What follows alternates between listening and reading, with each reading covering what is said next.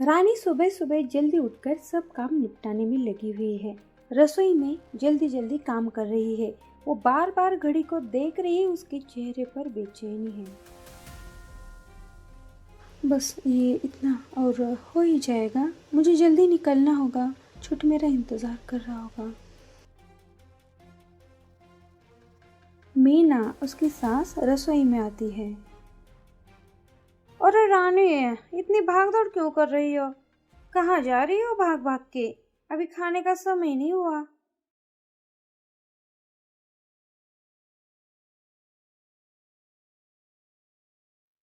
माँ जी, मैंने आपको बताया तो था, आज छोटू की बर्थडे पार्टी है। मैं जल्दी जाना चाहती हूँ ताकि सबसे बात करने का मौका भी मिले और माँ की कुछ मदद भी कर सकूँ। अरे जन्मदिन तो मनाते रहना, पहले घर के काम को देखो। दोपहर का खाना भी तो बनाना है। तुम्हें आते आते बहुत देर हो जाएगी बहू। माँ जी, आज के दिन कीजिए ना, मैंने सुबह का पूरा काम कर दिया है।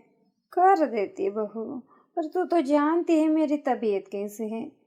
थोड़ा ही तो है, वैसे भी पार्टी शाम को है ना।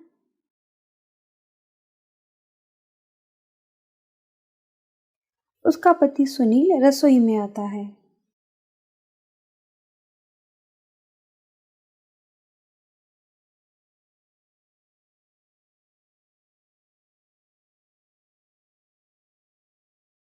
क्या हुआ रानी? क्या गड़बड़ चल रही है? सुनिए ना, मुझे जल्दी निकलना है। माँ मना कर रही है। आज के दिन दोपहर का खाना बाहर से खाइए ना। माँ सही तो कह रही है ना रानी। मेहमानों के आने से पहले घर का सारा काम खत्म कर दो। मेहमान रोज रोज थोड़े आते हैं। काम खत्म करो और फिर चली जाना। माँ थोड़ी तुम्हें मना करेगी।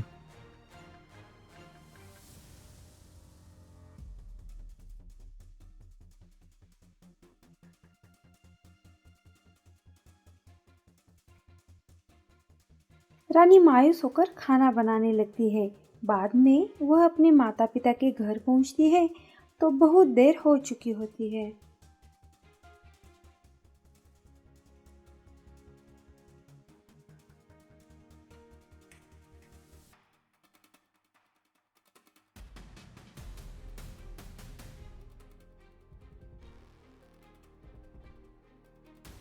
इतनी देर क्यों की? हमें लगा तुम नहीं आओगी, हम कब से इंतजार कर रहे थे।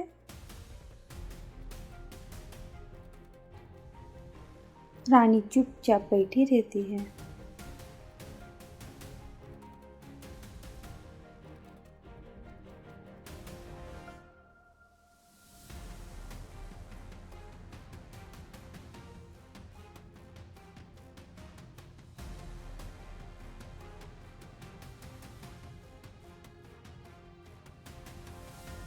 रात को रानी बिस्तर पर उदास बैठी थी। सुनील लैपटॉप पर काम कर रहा था। सुनील जी, आपको पता है, मुझे बहुत बुरा लगा आज। हाँ रानी, मैं समझ सकता हूँ। माँ थोड़ी सख्त है, मगर दिल की बहुत अच्छी है। ये सिर्फ माँ का सख्त होना नहीं है, ऐसा लगता है जैसे मेरा मायके से कोई रिश्ता ही नहीं रहा। जब भी जाने की बात करती हूँ, कोई ना कोई काम आ जाता है।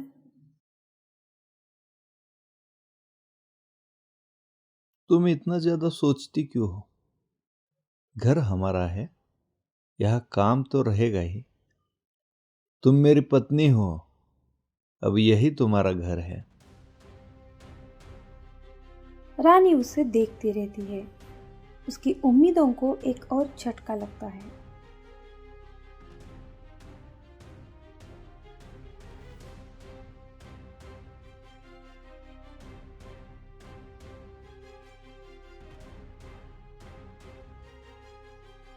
दिवाली आई है। रानी तैयार होकर खड़ी है।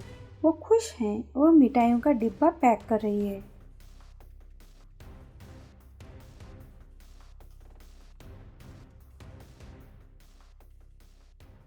सासू माँ, सुनील जी, मैं निकलती हूँ। छोटू, माँ पापा इंतजार कर रहे होंगे।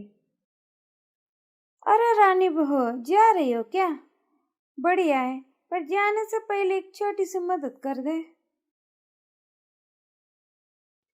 जी माँ जी, बताइए। देखो रानी बहू, घर में इतनी सारी मिठाइयाँ बनानी है और नेहा भी तो आ रही है ना, तो जल्दी से उसके लिए मनपसंद लड्डू बना दे। और हाँ, घर के सारे दिए तैयार रखना। ये सब काम तो तुम ही सबसे अच्छे।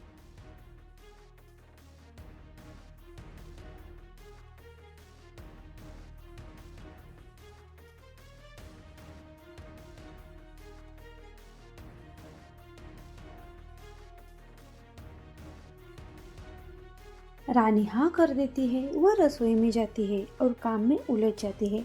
मीना उसे एक के बाद एक काम बताती रहती है। रानी काम में पूरी तरह थक जाती है।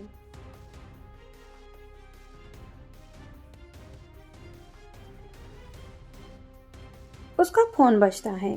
स्क्रीन पर छोटू का नाम है। रानी के हाथ आटे से सने हैं। वो परेशान होकर फोन उठाती है।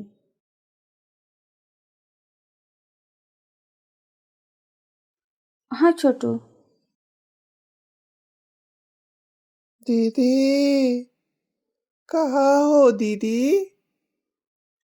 सब लोग तुम्हारा इंतजार कर रहे हैं। आपके बिना दिवाली कैसी? कुछ मजा ही नहीं आता है।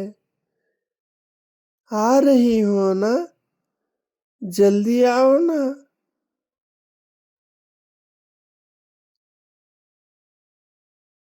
छोटू, मैं अभी भी यहाँ काम में फंसी हुई हूँ। यहाँ बहुत काम है। लगता है आज नहीं आ पाऊंगी। तुम लोग मनाना, मैं नहीं आ सकती।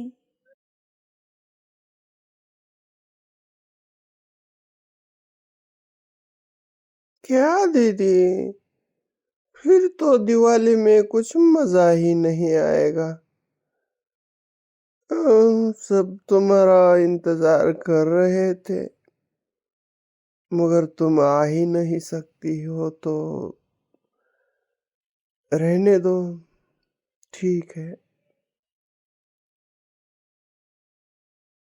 रानी फोन रख देती है। उसकी आंखों में आंसू आ जाते हैं। अब मैं कभी मायके नहीं जाऊंगी।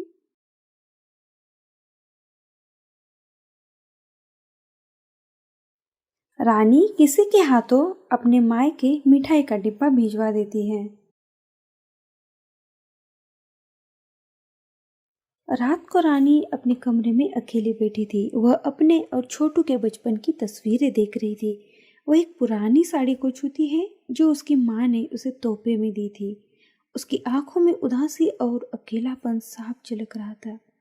वह धीरे धीरे उन यादों को संजोती है। वह बहुत थकी और हारी हुई महसूस करती है।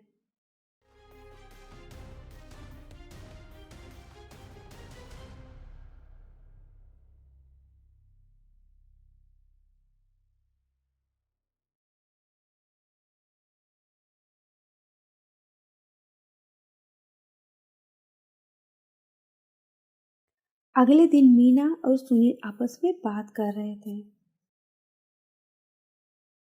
सुनील बेटा, मुझे कुछ समझ नहीं आ रहा इस बहू का। दिवाली पर वो मायके क्यों नहीं गई? मैंने तो उसे मना भी नहीं किया था। माँ, मुझे भी अजीब लग रहा है। उसका व्यवहार बिल्कुल बदल गया है। वो पहले जैसी रही ही नहीं।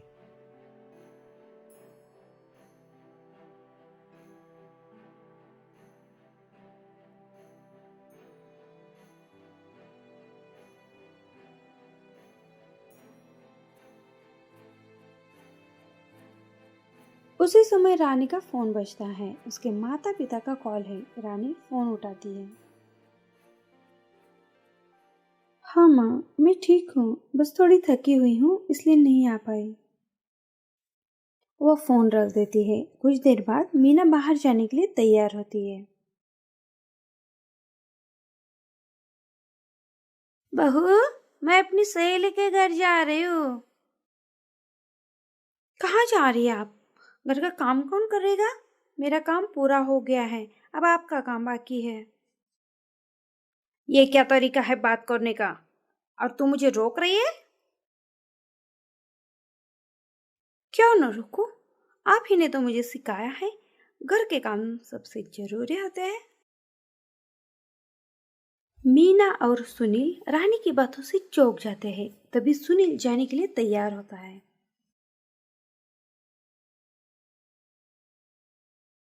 मैं दोस्तों से मिलने जा रहा हूँ। नहीं, आप कहीं नहीं जाओगे। अरे भला ये क्या बात हुई? क्यों नहीं?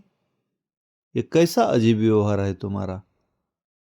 तुम अपने घर भी नहीं जा रही और हमें भी बाहर जाने से रोक रही हो। ऐसा कैसे चलेगा? आप ही ने तो कहा था घर के काम खत्म करके जाना। मेरा काम तो कभी खत्म होता ही नहीं, तो मैं कैसे जाऊं? और अगर मुझे कहीं जाने की आजादी नहीं है तो आपको भी नहीं है।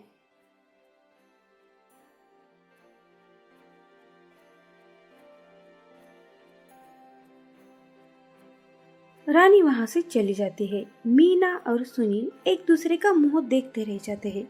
उन्हें धीरे धीरे रानी के व्यवहार का कारण समझ आने लगता है।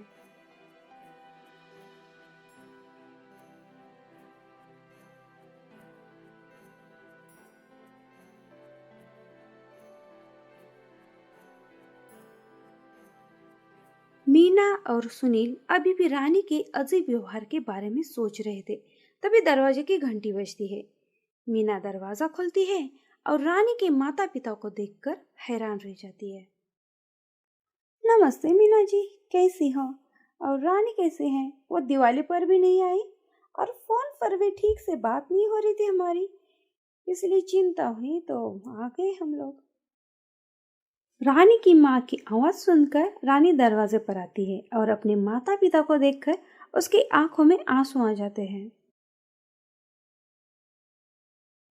अरे रानी बेटा, क्या हुआ है मुझे बताओ।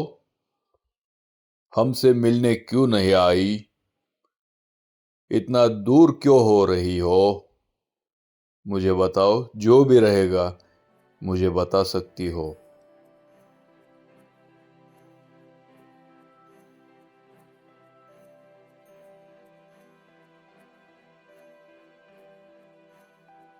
रानी अपने माता पिता को देखती है और रोते हुए सारी बात बताती है। माँ, मैं एक कैदी की तरह हूँ। मुझे हमेशा मायके जाने से रोका जाता है। मैं बहुत काम करती हूँ ताकि जल्दी से घर आ सकूँ, पर काम कभी खत्म ही नहीं होता। और वहाँ मुझे ताने मारते हैं लोग कि मैं इतनी व्यस्त हो गई हूँ कि अपनों से भी नहीं मिल सकती। मीना और सुनील रानी की बातें सुनकर शर्मिंदा और परेशान हो जाते हैं। उन्हें अपनी गलती का एहसास होता है।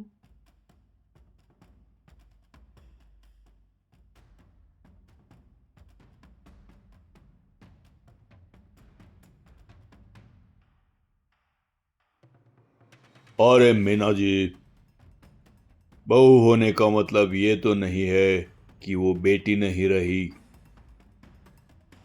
उसका अपना मायका भी तो है। आप लोग ऐसा क्यों कर रहे हैं? हमसे बहुत बड़ी गलती हुई। हम समझ नहीं पाए कि हम क्या कर रहे थे। बहू, माफ कर देना। हाँ रानी, अब समझ में आ रहा है। गलती मेरी भी थी, मुझे माफ कर दो। अब से तुम जब चाहो तब अपने घर जा सकती हो। मैं तुम्हें कभी नहीं रोकूंगी, पर हाँ, जरूरी काम निपटा कर।